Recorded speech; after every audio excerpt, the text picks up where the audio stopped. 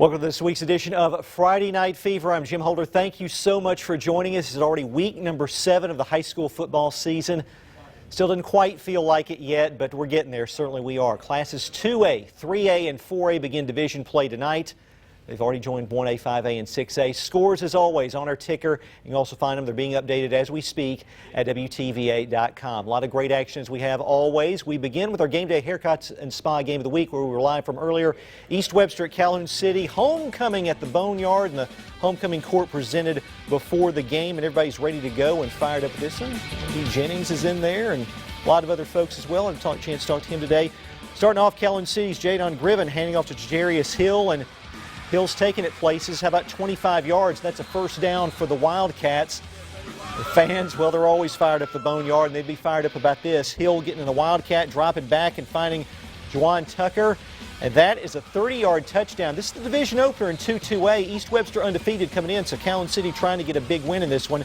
But the Wolverines answering. Stephen Betts, he's had a big year running and throwing. Here he throws to Gray McCarter for a short reception. And then, well, Wolverine's going to go to the ground. Tyreek Pittman in the Wild Wolverine, we'll call it. 8-yard run, but they would not score on this drive. Calhoun City led 14-0 at halftime, and Calhoun City hands East Webster its first loss this season in the division opener. 28-7 is that final. Let's go up the road to Bruce. Trojans hosting Eupora. This is also out of Division 2-2A, and first quarter it's scoreless. Eupora with the ball deep in Bruce territory. Third down, Trey McComb trying to get away, goes another way. Davion Collins making the stop, and the fans are going wild. They are fired up, ladies and gentlemen. Fourth down, Cade Adkins looking for Deontay Watson, but once again it is Collins coming up with the stop, and Eupora turns it over on downs. Now Bruce would take over, but the Trojans went 3 and out. So we go to the second quarter. Here's Adkins again, finding McComb again, and how does he make that catch? One-handed for the first down, and he was being tackled as he made it. This would set up this field goal attempt by Ty Murphy. A short one, but it one is good. Gives the Eagles a 3-0 lead. Both teams hit 2-run homers after that. I'm just kidding. They both had safeties. And Eupora, look at that score. Eupora wins 5-2, the final over Bruce. All right, Olive Branch at Tupelo in 6A. And Tupelo have been dealing with some players that had flu-like symptoms. It's been going around. But here are the Conquistadors. And here's Gary Banks taking the carry and getting a big gain for Olive Branch. And then Banks again and taking a rock, getting physical here. Hard yardage, but well earned again. Get some more yardage out of that. Tupelo, though, at the goal line on second down, making the stop. However, Olive Branch would score to make it 14-0. Golden Wave looking to come back on the kick return here. Here's Corbin Huggins going to take this one. Trying to get free. And he does get free briefly. Nearly gets to midfield. Yep. Wave fans fired up, looking for something deep, but the ball tipped, intercepted by Stephen Hall in the end. Olive Branch is going to get the win on the road. 24-14 was that final. In 5A, Saltillo at West Point. Green Wave ranked number 1 in Class 5A. Early in the first quarter, Green Wave scoring the touchdown. Darius Cannon scoring there. West Point the early lead. Tigers trying to answer. Caleb Agnew making a big play. It's on a punt return. Agnew will turn it deep into Green Wave territory, but West Point, they're not going to let up. They move the ball down the field. That pass intended for T.J. Anderson. Things just getting warmed up. Tigers struggling to gain some yards. West Point's defense, of course, very tough. Here's West Point with another first down. Givante Gibbs. Green Wave taking a 13-0 lead, and West Point goes on to win by the final of 34-7. All right. Itawamba AHS at South Pontotoc. It was homecoming for the Cougars, but they were down 40-7 in the second quarter. Not quitting, though. Gary Griffin, a big carry for South Pontotoc, and a penalty would add to that yardage. So next play, Cougars trying to get a score right before the half. Eli Allen, here he comes our way, trying to run me over. Don't need that. Somebody needs to host the show, so he gets a first down there. And then Allen looking for a receiver. Doesn't find one, but he does get pass interference. Here comes the flag. And that would set up one more shot before the half. Allen's pass is going to fall incomplete. And in the end, Itawamba AHS, they're still undefeated. Indians win 47-14. They'll host Shannon next week. Pontotoc at Morville. Singing the national anthem. Here come the Troopers. And the pocket collapsing on Dawson Phillips, but Phillips, Bristol quarterback, gets a nice gain. Hello, kids. Phillips in finding Kason Mitchell, and this is going to go for a Trooper first down. As Mitchell can make plays like that. More from the Troopers. Phillips connecting with Blake Patterson. And that's going to go for a big gain for Morville. Drive keeps going. And later in the drive, Phillips looking around again. He'll hit Mitchell again. Spins. Another big gain, another first down, but at the goal line, Pontotoc going to make a stop here. Troopers would have to settle for a field goal to take a 3-0 lead, and Pontotoc would come back. Pontotoc's won 2 in a row as the Warriors get the win on the road. 35-17 is that final. Caledonia at Shannon. Daryl Carter celebrating his birthday, looking for a win. Would the Red Raiders get it for him? Jamarcus Shines looking for Stanka White, who was all over the highlights last week. He is going to score here. Red Raiders go for 2 and make it. And Shannon fired up, and why not? Because they get the win on Coach Carter's birthday. I didn't ask how old he was, but Shannon gets the win in this one, 32-10. I'll ask him later. 32-10 is that final.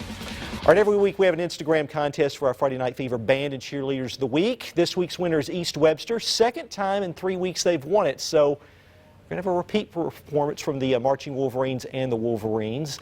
We're going to hear from the band in just a second, but first, those East Webster cheerleaders are going to take us to the break.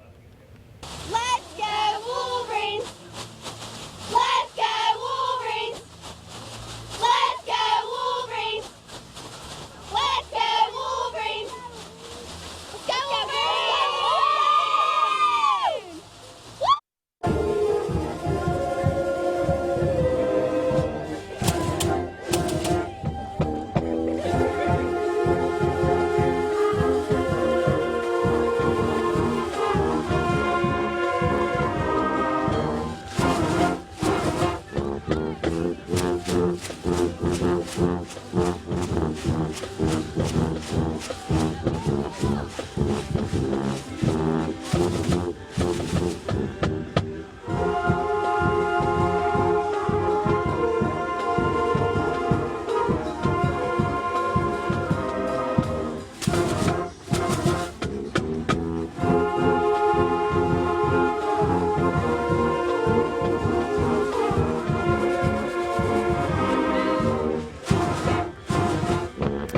Encore performance from our Band of the Week from East Webster. Congratulations to them for winning our Instagram contest, second time in 3 weeks. Welcome back to Friday Night Fever. I'm Jim Holder. Scores are on our ticker and at WTVA.com. Let's continue now with highlights with Alcorn Central at Boonville. Homecoming for Boonville tonight as the Blue Devils take the field. And early in the first, Alcorn trying to punt, but blocked and returned for a touchdown.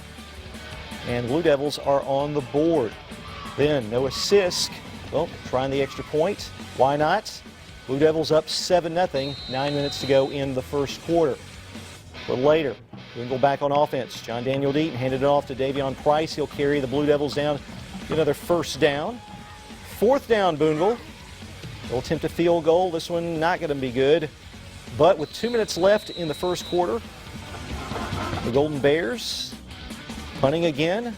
This is Price again, and this time Price coming into focus. Where is he? There he is. He's going to run by Aaron Wilson, and he's going to score the touchdown. 13-0 Blue Devils as they go on to win by the final of 47-0. Kossuth at Amory.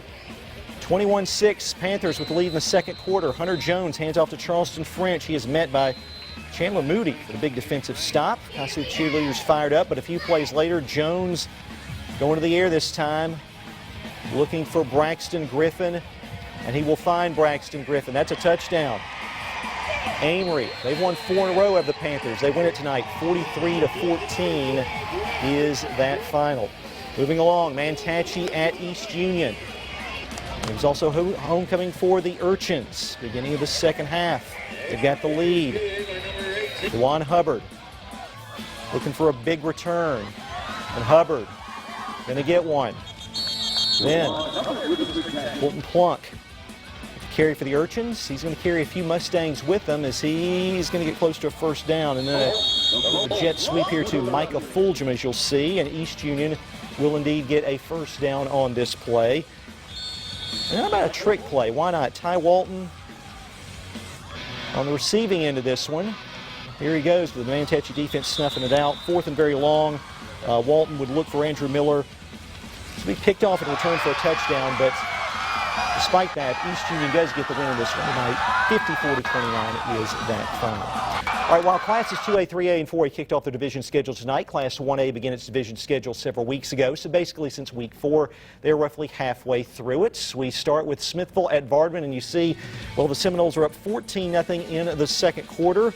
And Smithville with the football, Octavion Miller. Fake handoff, tries to connect with Landon McMillan, but picked off by Evan Edmondson.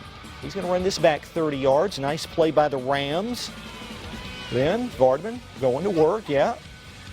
Britton Bailey dropping back, finding Ty Edmondson, and Edmondson going to take this 25 yards, and he is going to score the touchdown. 14-7 now is Smithville's lead, but Seminoles get the football back, and Miller going to call his own number, and this play is going to work up the middle, about a 20-yard gain. Smithville fans, young and old, especially the young ones there, excited about that. And then Landon McMillan taking off to the right side, reverses field. Watch this. Completely reversing field, 34-yard touchdown run. And while he's scoring, we can tell you that Smithville gets the win in this one tonight by the final of 50-21. Coldwater at Baldwin. The Bearcats up 28-12, 5 minutes to go in the first half. And Timothy Scales here will score. Breaks some tackles. And there he goes. He'll score the touchdown. Bearcats extend their lead. And then Wade Barron on for the extra point, but this one not going to be good. Bearcats up 34-12 though in the second quarter. Time running out for the half. Maddox Ritchie, well, he'll find a receiver. Take it in for another score. That's nice. Baldwin rolling tonight. 60-12 is that final. Rossville Christian at Oak Hill. Wolves up 7-6 in the second quarter. Raiders, though, putting pressure on the Wolves. Cooper Hill, though, carrying the ball. Nice carry. Wolves respond. Jalen Howell making a nice catch. Wolves continue to gain some more yards. And, of course, the visitors making a long trip up. And Jamarcus Lloyd running the ball deep into Wolves territory.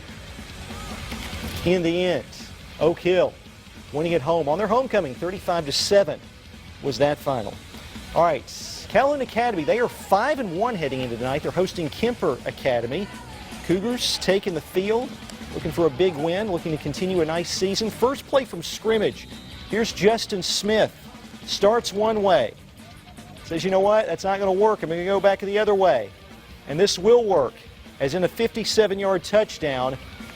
However, there was a block in the back, so it was called back. Still got yards on that play. Still went for a first down, but a nice play. Had to show it, even though it didn't count. Later, Austin Stroop in trouble, looking for a receiver. We'll find, guess who? It's Justin Smith. And he'll get some yards. Close to a first down. And then on the same drive, Colton Cressman heading into your living room to make it 6-0 Cougars. Calhoun Academy now 6-1 as they win it by the final of 34-20. All right, time for our college football segment. Ole Miss hosts Vanderbilt Saturday night at 6:30. It's homecoming for the Rebels, who are coming off a loss to top-ranked Alabama. The Rebs, remember, may have had a brief lead in that game, but Matt Luke says he is not looking for just having leads in games. The whole key is putting it all together and being consistent for 4 quarters, not showing flashes here or there, but the consistency that you need to win football games at this level. All right, Mississippi State has an open date this weekend. The Bulldogs visit Tennessee 1 week from tomorrow. MSU is coming off that loss last Saturday night at Auburn. And running back Kylan Hill says this week has been about moving forward and putting that loss behind them. You keep thinking about the loss, negative things happen until the next game. Once again, like Coach always say, we 0-0 this week coming up. Got to get that win. All right, so once again, Mississippi State is off this weekend. Bulldogs will take on Tennessee on the road next Saturday. Ole Miss, of course, at home tomorrow night against Vanderbilt at 6:30. Aaron Wilson will have those highlights tomorrow night at 10 o'clock. I'll be in Oxford for that matchup between the Rebels and the Commodores. All right, that's going to do it for this week's Friday Night Fever on WTVA. We're not done yet, though, because we're going to start over in just a few minutes on WLOV here at about, I don't know, about 3.5 minutes or so as we count down the clock. A lot of folks working out tonight. Appreciate their help. We'll start over in just a few minutes on WLOV. For our entire staff, I'm Jim Holder. Have a great night. Have a great weekend. Take care.